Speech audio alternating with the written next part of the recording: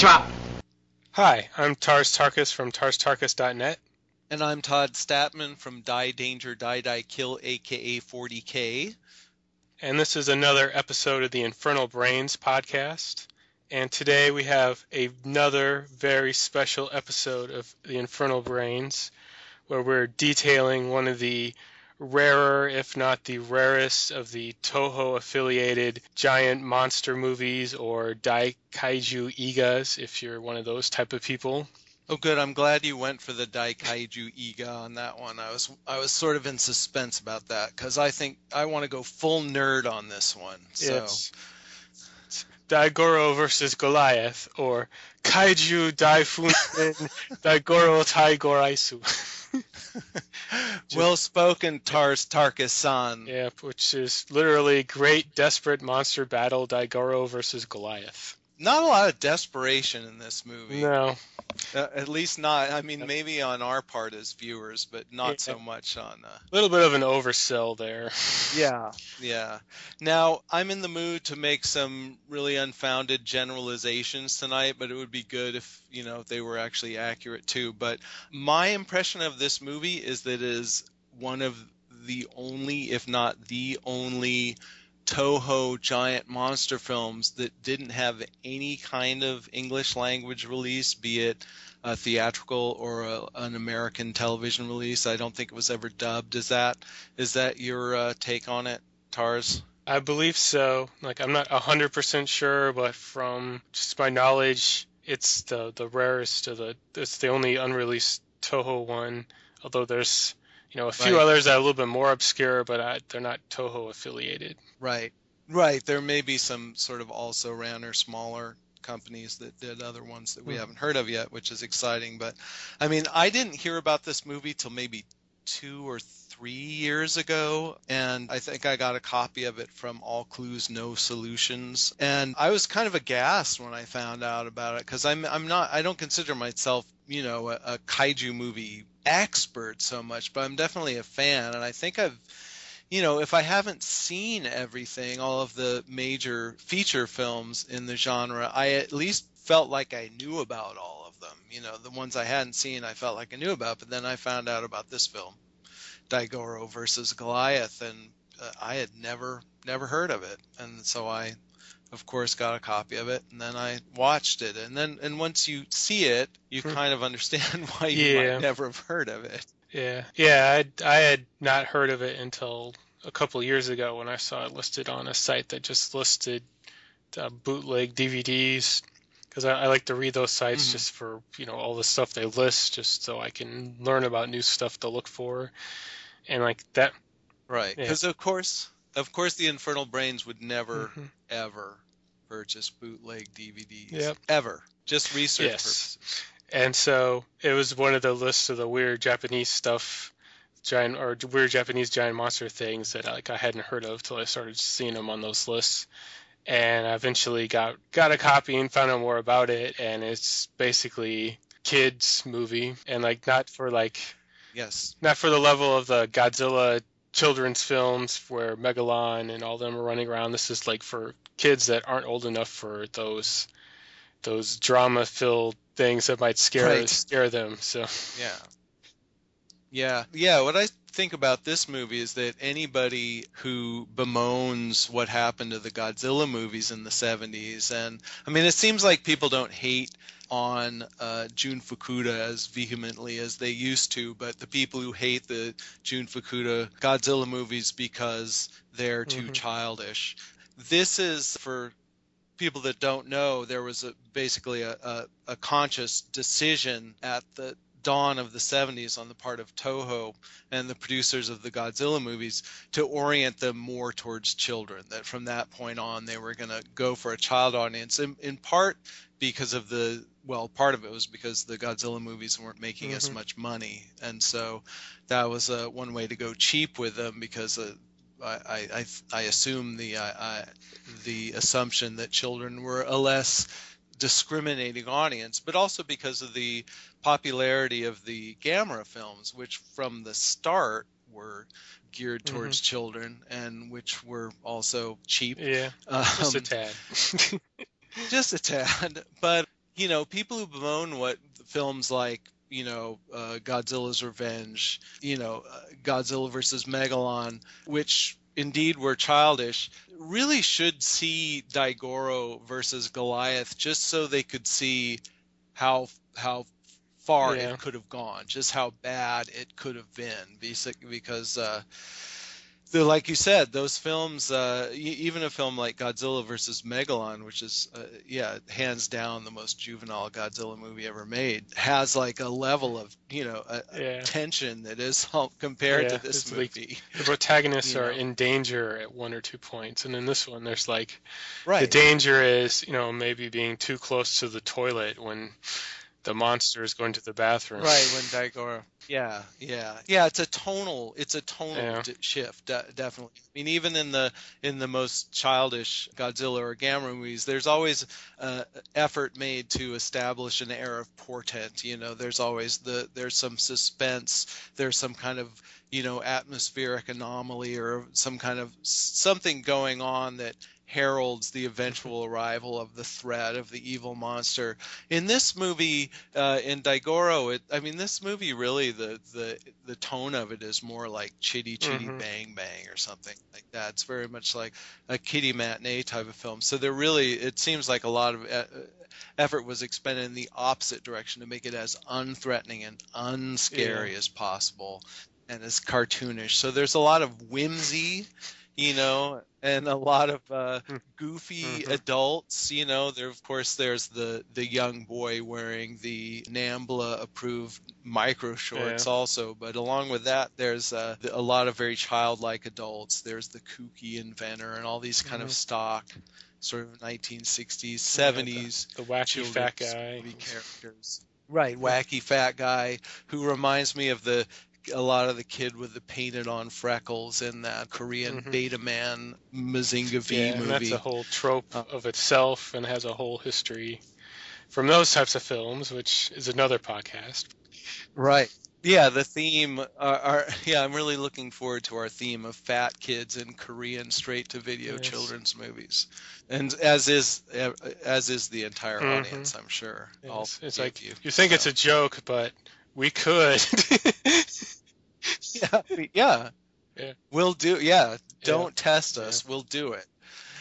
Now, this film was, definitely big part of that Toho push to reach the young audience. And another part of that program was these matinee festivals, these things that Toho did called the Champion Yeah. Festivals that they started in the 70s, which was basically would be a package of a couple films. Usually there would be a Godzilla film that had been edited down. They actually got Ishiro Honda on board to do the edits of these films, Hmm.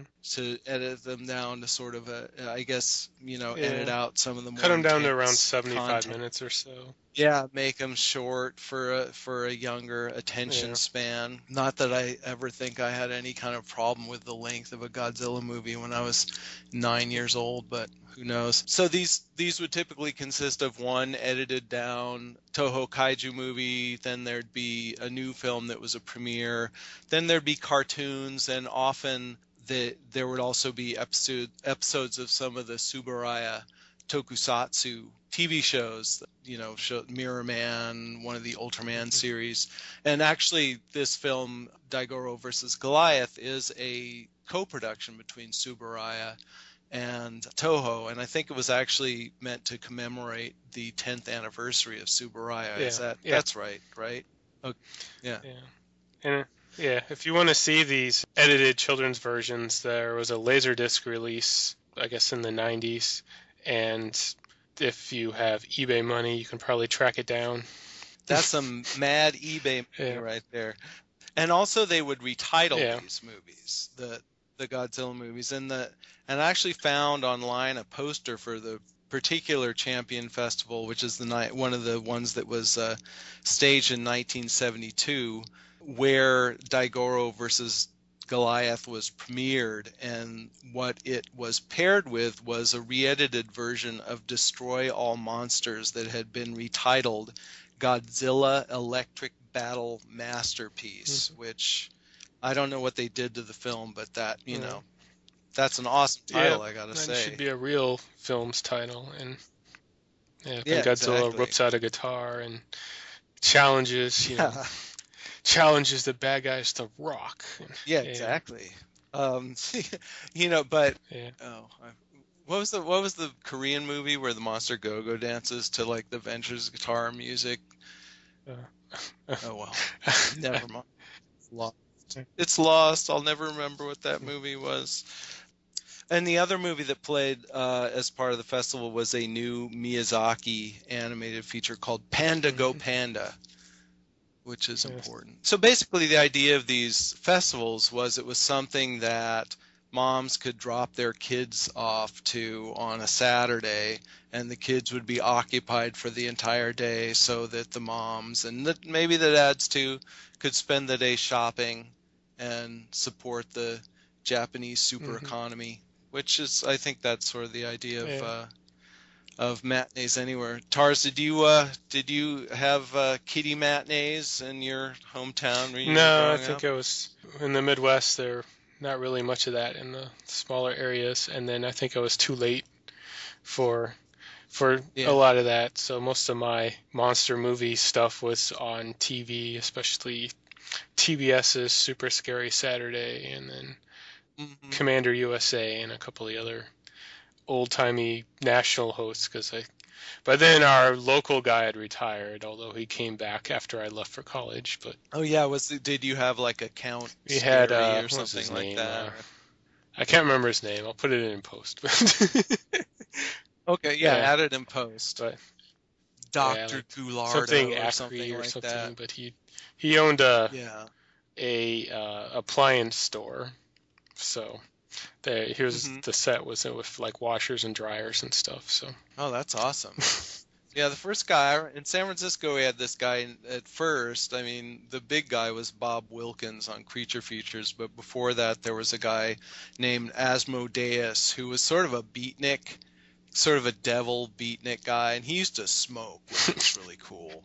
I don't think you could get away with nah. that, but we had growing up in Berkeley, there were kiddie matinees at the UC Theater in Berkeley, and I got dropped off at that more times than I can even say. So I remember seeing a lot of it was typical kiddie matinee fare. I remember seeing Captain Nemo and the Underwater City with Chuck Connors, but then there was also a lot of stuff that, I mean, it was the 70s, so when like a G rating meant you could sometimes see boobs. So very different from now. But I think I saw a lot of stuff that in the era of helicopter parenting wouldn't really be part of a program dedicated to kids. I mean, I remember seeing like Night of the hmm Lepus, which has would be rated B for disturbing bunny Yeah. violence, and Theater of Blood with Vincent Price. A lot of hmm Hammer stuff, like nothing like really hardcore. Like they didn't show us Texas Chainsaw Massacre, but probably stuff that would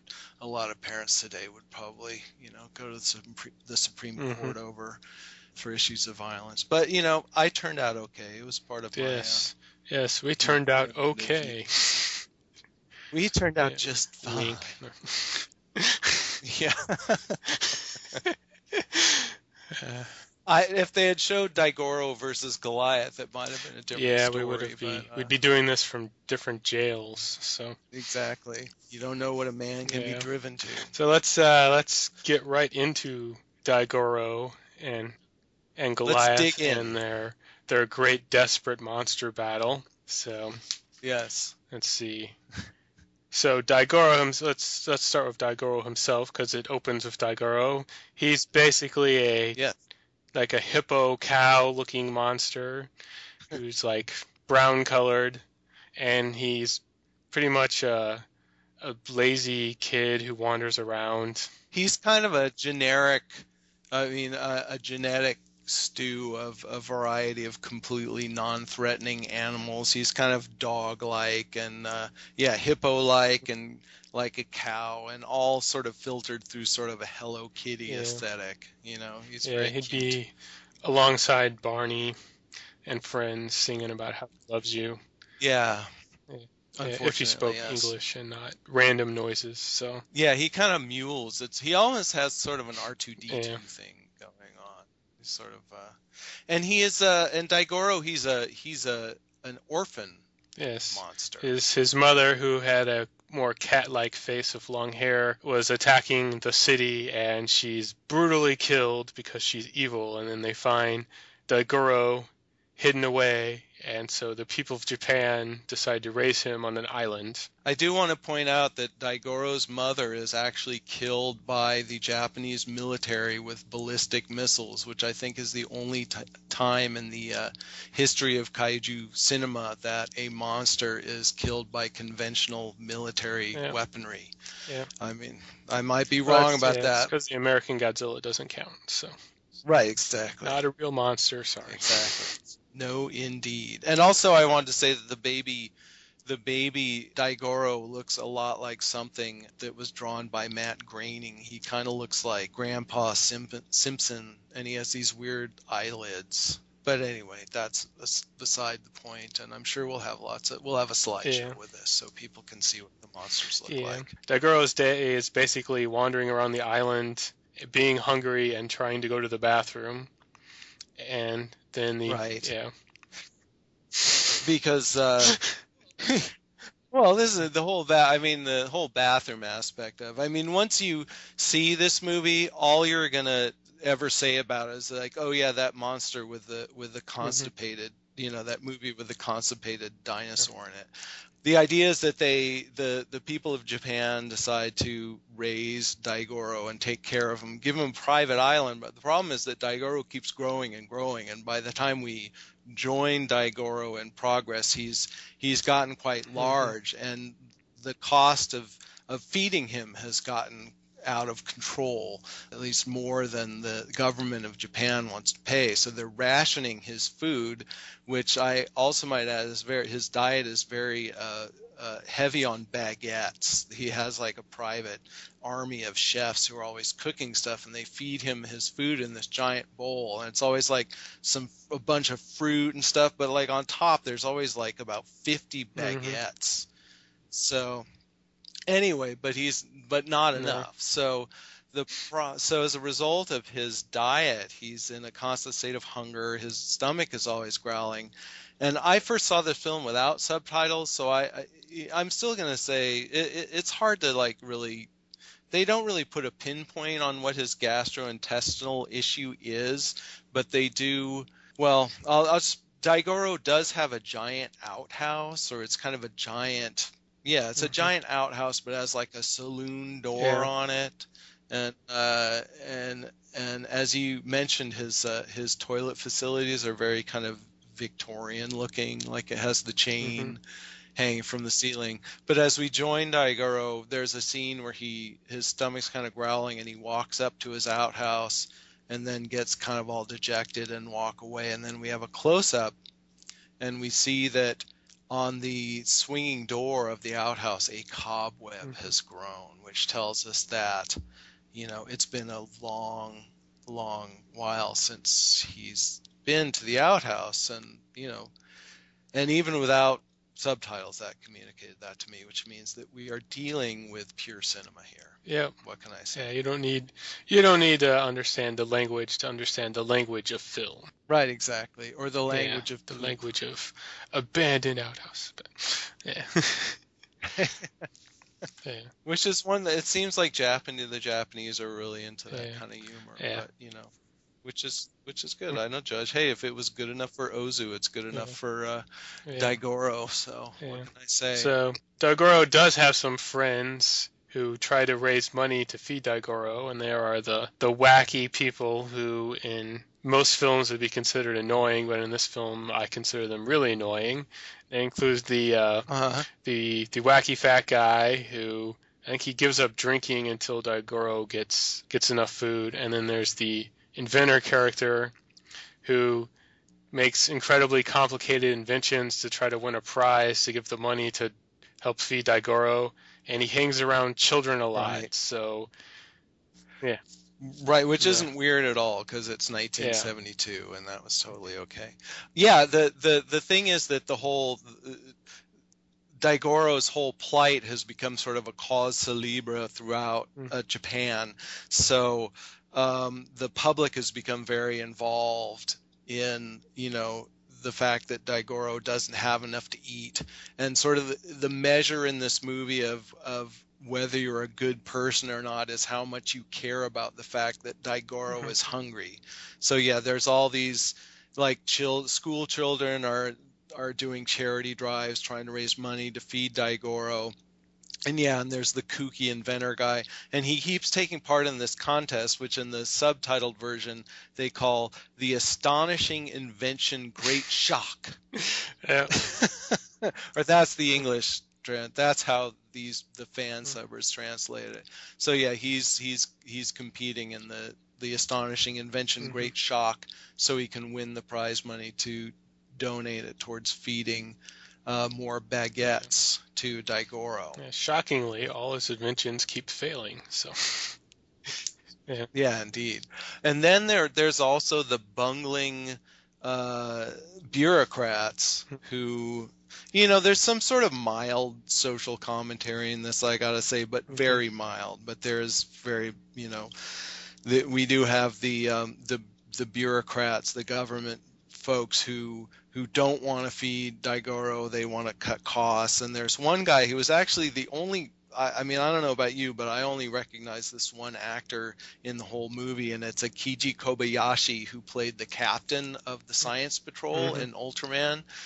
And here he plays the bumbling government toady who's actually there on the island with Daigoro, and he's the one who's trying to impose the rations on Daigoro's food, and he also wants to inject Daigoro with a serum, an anti-growth serum that will actually, I wasn't clear if it's supposed to make him stop growing or if it will actually reverse his growth, but the idea is for Daigoro to stay smaller so that they don't have to feed him as much. And then there's also the kindly sort of zookeeper, animal tender guy that's on the island who objects to this because he's come to really care about Daigoro because Daigoro is so awesome.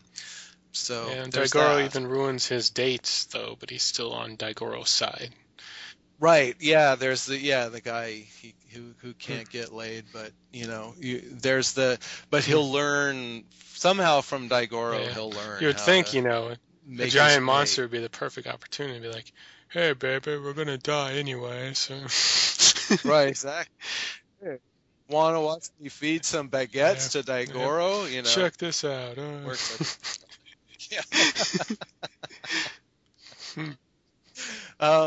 So what's as far as the government is concerned, Daigoro has increasingly become a liability. So what this movie needs is for something to happen. Not that this is a cliche kind of hero's journey narrative or anything, but there needs to be some kind of threat that only Daigoro can meet. And so we have really long. It takes quite a long time for Goliath to show up in this movie. It's like I think it was like 45 or 50 minutes into the movie. Not that I was counting or anything, but and we don't really know what Goliath is, do we? It doesn't seem like they really put a lot of backstory into Goliath. He just kind of shows up riding on an asteroid. Out of just some jerk who travels in space and space jerk. And he comes to Earth and punches monsters and trashes stuff. Yeah, he has really good. He has the thing I liked about Goliath, the Goliath costume, was he has these really gigantic arms. Like he's like the anti-Tyrannosaurus Rex. It's like overcompensating for the T-Rex, or he's just got these. He's like this blue dinosaur, but has these big Popeye arms.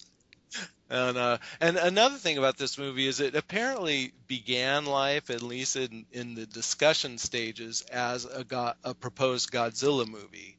But then quickly it was decided that they were just going to make an original movie. But as a result of that, there were some rumors. There's some jibber jabber on the web and on the forums and stuff that the costumes used in the movies were actually designed for the Godzilla movie, which I think has been pretty decisively debunked. And I think if you see the costumes, there's no way that Yeah. you'd ever believe meant for a Godzilla movie. They're pretty. I mean, especially Daigoro is very. He really does look like something out of maybe Robocon or Yeah. one of those kid Yeah. tokusatsu series, or the guy who His looks body cloth. is the part of it was made out of a Red King costume from Ultraman. Yeah. So, but I think the head's all original, and I don't recognize any part on Goliath, but who knows? Yeah. Yeah, I don't either. But yeah, they probably, yeah, Tsuburaya, they had a large warehouse full of old monster costumes from all those Mm-hmm. Ultraman series, so I'm sure they cannibalized a lot of stuff. Yeah. But anyway, yeah, Goliath comes down, big ol' arms, starts punching everything. I think the first thing he does is, fortuitously, his asteroid lands very close to Daigoro's island, and he just marches right onto Daigoro's island and kicks the living crap out Yeah. of Daigoro. And at that point, I'm all like, yes, hooray, and like cheering Yeah, for Goliath. But right.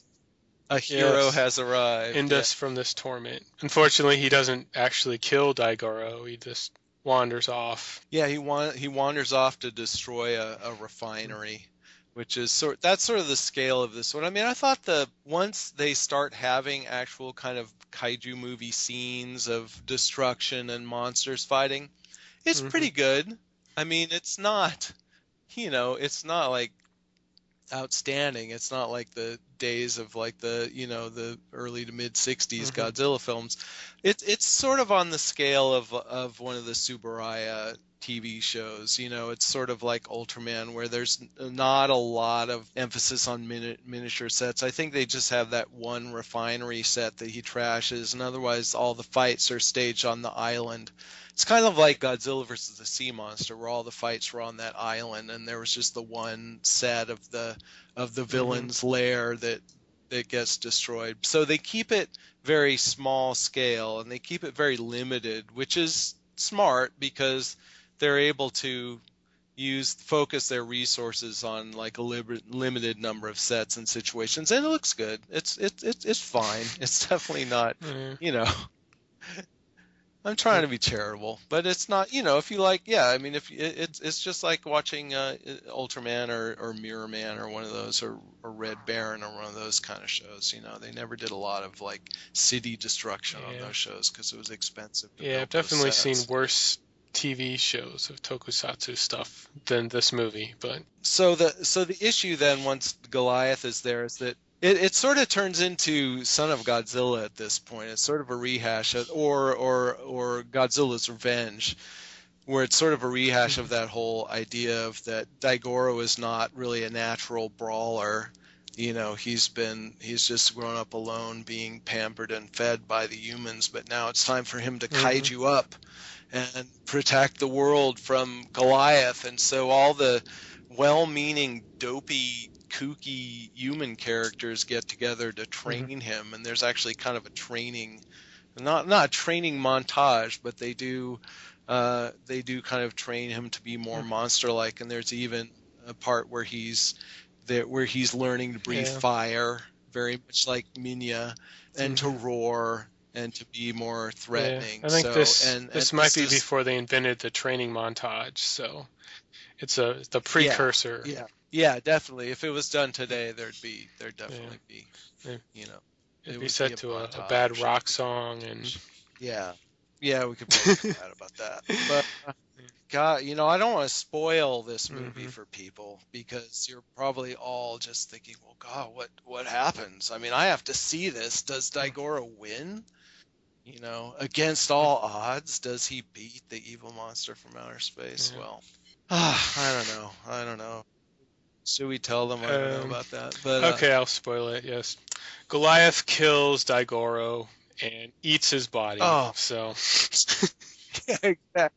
And makes love to the yes, corpse. yes, It's it becomes like sort of this horrible yeah, CSI scenario where there's all body yeah. But fluids luckily, while everywhere. he's doing that, the humans have enough time to build a rocket around him and blast him back into space. So it's this Right. yeah, Class Classic Japanese ending where Goliath has been nothing but trouble, has destroyed this refinery, probably killed a bunch of people in the process, but then in the end they strap his ass to a rocket and shoot him Yep. off into space, and all the kids are like, "Bye, Daigoro, bye bye, Yep. bye Someone bye." else's problem. Ha ha. Yep. Exactly. Now Daigoro has been turned into this happy Hmm. frog. But anyway. Yeah. So yeah, and then in the course of all that, of course, the human characters learn Yeah. lessons as well, and the guy who has bad luck with the girls learns to have a little bit more courage and to make a move on the girl that he has a crush on because of Daigoro's show of Hmm. courage and the way Daigoro has changed, has come of Yeah. age. Yeah. It's a message in the film about maturity and telling the little kids who watch it that they need to grow up and be, a little bit more mature so they can watch the other Toho Godzilla productions and spend Right, all their money. and they have to right, and they have to kick Yeah. some ass. Yeah. It's an Mm. anti-bullying message, but it's an anti-bullying message in Yeah. 1972 style. Unfortunately, the anti-bullying efforts went too far, and the Sukiban films were formed, and so yeah. Right.